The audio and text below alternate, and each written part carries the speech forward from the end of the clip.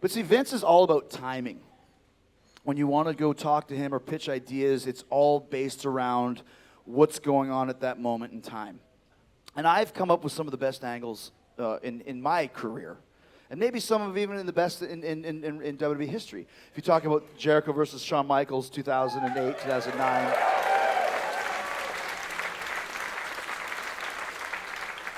And there's actually the very underrated Rey Mysterio angle for his mask in 2009, which if you go back and watch that is some serious great. I love that. And then of course even this year with Jericho and Kevin Owens, the best friends thing. So you can boo it, but I thought of it, so it's okay. It's all right, guys. It's all story. So I came up with these ideas and would have a lot of input in what I was doing. So I was working with Bray Wyatt in 2014. And we had this like 2 or 3 match series. I think it culminated at SummerSlam, then we had a cage match after. And there was really no story for the whole thing. If you guys remember, it's very forgettable because there was no story for it. Like, to me, I always like the story, the things where people can feel it. Like when I punched Sean's wife in the face. And she zigged when she should have zagged. I zagged when I should have zigged. I really did hit her, and it was terrible. But she was okay. And in retrospect, it was the best thing for the angle because people believed it. It was real. Same thing with Mysterio and his mask. People believed that because it was real. We did the thing with Punk and the alcoholism and all that sort of thing. That got a lot of heat too because of people that really did have alcoholic parents. But once again, we're all playing characters in a part, so that got reaction as well. So I wanted something that people could really get into with Jericho and Bray Wyatt, knowing that we were culminating our feud at SummerSlam. Well, Vince was not feeling it. He's like, "Oh, just do it." Here's what Vince will say: "Well, Jericho versus Bray Wyatt, that's angle enough. I mean, how much bigger can it get than that?" I'm like, it can get a lot bigger. Trust me. So I came up with this idea, and I thought a lot about it, and I had it all in my head, and it was this big idea that I had that would lead to this match at SummerSlam. So I'm going to go pitch it to Vince, but once again, it's all about timing with Vince. So I'm going to go talk to him. I think we're in like Columbus, Ohio or something. So how it works at Raw is they show up at 11, they do a meeting, kind of talk about the show. Then they have a second meeting with just the writers and producers, and they take like 3-4 hours off and then get back together again. If you want to talk to Vince, it's in that time frame. But in that time frame, he also eats his lunch. And the one thing you don't want to do is interrupt Vince McMahon when he's eating his lunch, because he is not interested. And he's not having it. And the guy is like, in 3 times better shape than me and like 72 years old. And he eats at certain times. And he eats, steak and broccoli. And it'll come in a saran wrap dish that'll say Vince 2 p.m. And that means when it was cooked. Okay? So that will be waiting in his office, and that's what he eats. So I know Vince's head security guard because I'm Chris Jericho. His name is Jimmy, so I always go see Jimmy. Like, Jimmy, like, is Vince in there? Yes, he's in there. Has he eaten? Yes. Perfect. So now I'm ready to go. I knock on the door. Another thing is, too, Vince is always best when it's one-on-one. Because I feel sometimes if there's somebody else there, he feels like maybe he needs a little bit more bravado because he's, you can't do that, or why can't I? Well, because if I say yes, he's going to know that I back down. So the answer is no. So I always want to go see him after he's eaten and when he's by himself. So I knock on the door, I open the door, I walk inside, I see Vince, he does the same thing he does every time. "Oh, come on. Oh, give me a break." Our little joke, like, "Oh, he doesn't want to see me. Oh, Jericho's here. Oh, blah. No problem, funny. And then I look over and sitting right beside him is Triple H, and I'm like, "Oh,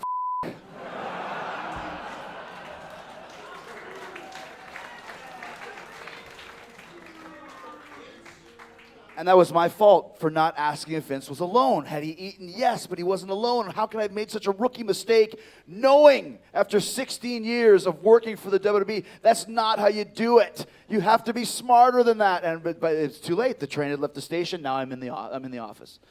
So I said, "Vince, I have this idea for SummerSlam." He's like, "Oh, sure. And do you mind if Paul stays and listens?" And now it's like the loaded question. Do I go left or do I go right? If I go left and say, "No, can he leave?" Super insulting, right? And also, too, I think maybe Vince wanted him to stay. So he's insinuating that maybe Paul should stay. So I'm like, no, sure, Paul can stay. It's no problem. Meanwhile, it's a problem. Because now, and it's not Triple H, it's the fact it could be the janitor. The problem is it's a guy in there that changes the dynamic from a one-on-one, man-to-man conversation to more of a dog and pony show, right? You guys know what that's saying? Do you have that saying here, dog and pony show? All right. Commonwealth. Queen Elizabeth, like a And don't start booing her, please. Come on.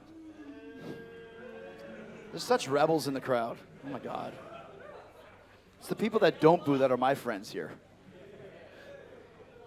I'm joking. I was like, whoa. Oh, Jericho was mad at us.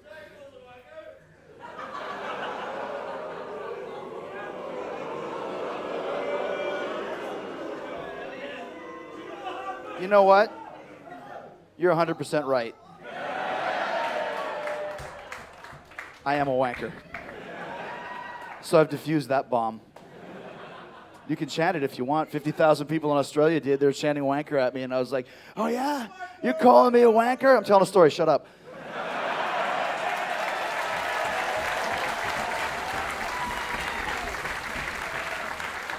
I just noticed all you guys up here.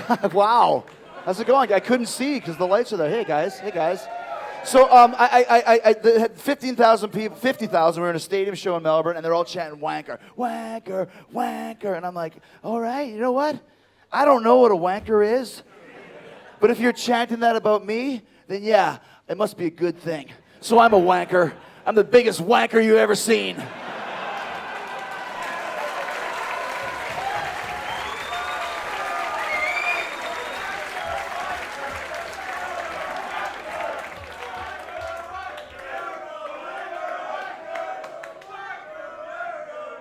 Can you guys at least get in sync? This guy's like, oh, he said they should get in sync. So I'm in the room, back to the story.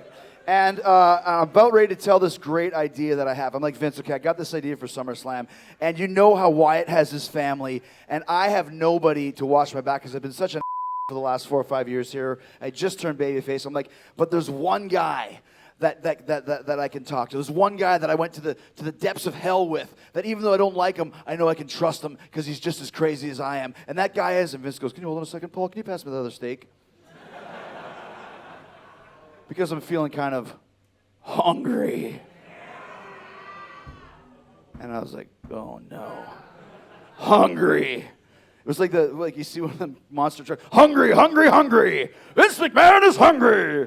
Hungry, hungry, hungry. And I'm like, oh no. So he grabs the steak and he takes it and now he's eating when I'm pitching this idea. And my idea was that I get beat up by the Wyatts and I'm in the trainer's room and the doctor's tending to me. I say, can you please leave right now? And I pick up the phone and I say, yes, can I get the number for the HBK Ranch in Abilene, Texas?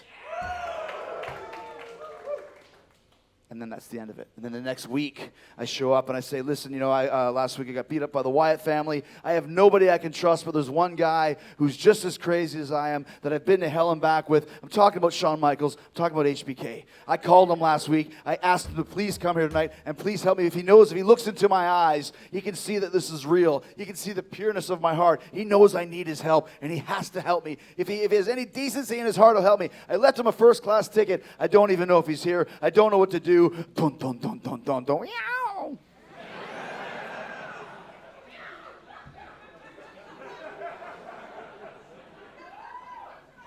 Is it a cat purring, or what is it? Sable? Oh, it's Sable? It's a Sable purring? It's what? Oh, it's sensational. Oh, yeah, she's going, ow. Okay, right, sir. So his music plays. And down to the ring comes HBK, Shawn Michaels. First time Jericho and Michaels have been in the ring since the ladder match in 2009, No Mercy, where I beat him for the title.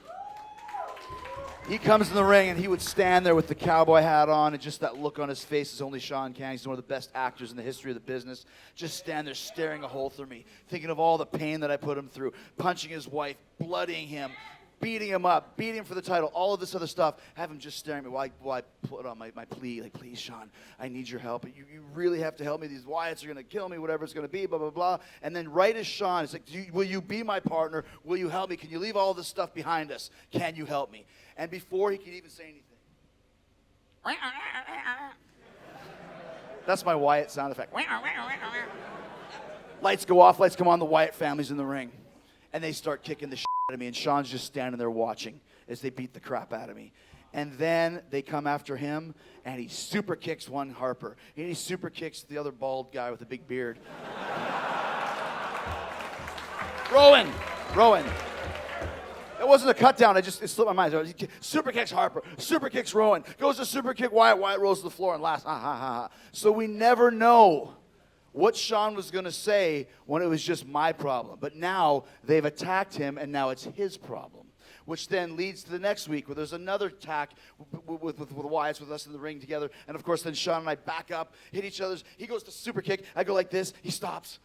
Then we shake hands. Now we're friends. And it becomes the Wyatt family, Bray Wyatt and his family in his corner versus Chris Jericho with Shawn Michaels in his corner at SummerSlam.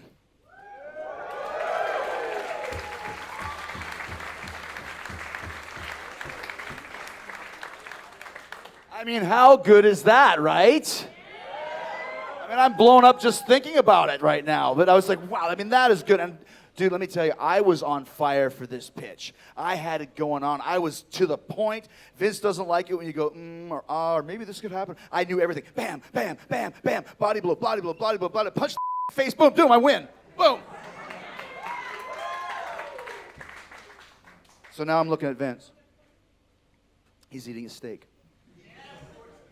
He's not saying anything. I'm like, this is kind of weird. He's not saying anything. So, it's like Wyatt with Wyatt family in his corner versus Jericho with Shawn Michaels in his corner at SummerSlam. I said it again. He takes a bite of his food. He chews it, agonizingly slow.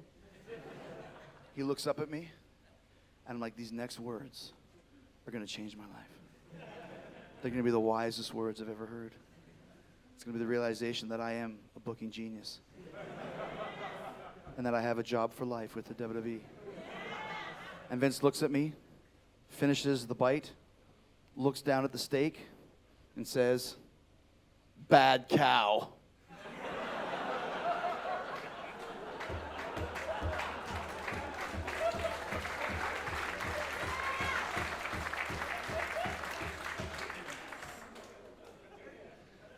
I said, "What?" He says, "Bad cow." Yeah, I heard that. Bad cow. This steak is tough. This steak is no good. This is a bad cow. It's a bad piece of meat. And I was like, that's all you have to say about this angle? He goes, "What else you got?" And my boner just went, "Ew."